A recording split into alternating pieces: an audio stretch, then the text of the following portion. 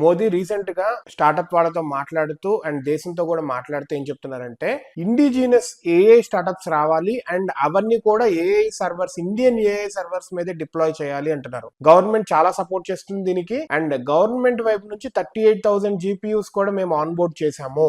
మీరు just only service లా కాకుండా, AI services కాకుండా మ్యానుఫ్యాక్చరింగ్ అనేది మన దేశంలో జరగాలి, అదే విధంగా ప్రొడక్ట్స్ కూడా బిల్డ్ చేయండి అంటున్నారు. గవర్నమెంట్ నుంచి సపోర్ట్ అండ్ పాలసీ మేకింగ్ లో మేము హెల్ప్ చేస్తాం అంటున్నారు. అండ్ హైయెస్ట్ 2025 లో 44,000 స్టార్టప్స్ ఉన్నాయి, రిజిస్టర్ అయినాయి అని చెప్తున్నారు. 2014 లో జస్ట్ 4 యూనికార్న్స్ ఉన్నాయి, కానీ ఇప్పుడు 150 యూనికార్న్స్ ఉన్నాయి. ఎన్ని రెట్లు ఎక్కువ, చాలా. సో భారతదేశము వరల్డ్ లోనే 3rd టాప్ స్టార్టప్స్ ఉన్న country and which is working well. So మన వాళ్ళు కొత్త ప్రొడక్ట్స్ తీసురండి, సర్వీస్ తో పాటు ప్రొడక్ట్స్ మ్యానుఫ్యాక్చరింగ్ లో ఉండాలి, ప్రొడక్ట్స్ లో ఉండాలి అండ్ మన ఇండియన్ సర్వర్స్ మీద కూడా ఉండాలి అన్నట్టు చూద్దాము. లెటస్ సి AWS తో పాటు, GCP తో పాటు, అజూర్ తో పాటు, IBM క్లౌడ్స్ తో పాటు మన భారతదేశం యొక్క క్లౌడ్స్ ఏమన్నా ఉంటే గనక లెటస్ డిప్లాయ్ ఆన్ దిస్. మనం లైక్ US వెస్ట్, ఈస్ట్ ఇట్లాంటి సర్వర్స్ కాకుండా మన ఇండియాలో గనక సర్వర్స్ ఉంటే that will be very fast and very secure also for us. అండ్ మన వాళ్ళు కూడా డిప్లాయ్ చేయాలి అంటే కనుక సపోర్ట్ అంతే స్ట్రాంగ్ గా ఉండాలి, సర్వర్స్ ఎవరైతే ప్రొవైడ్ చేస్తున్నారో అండ్ కంపీటింగ్ రేట్స్ కూడా ఉండాలి, అదే విధంగా సెక్యూరిటీ కూడా ఉండాలి. రీసెంట్ గా చూసాము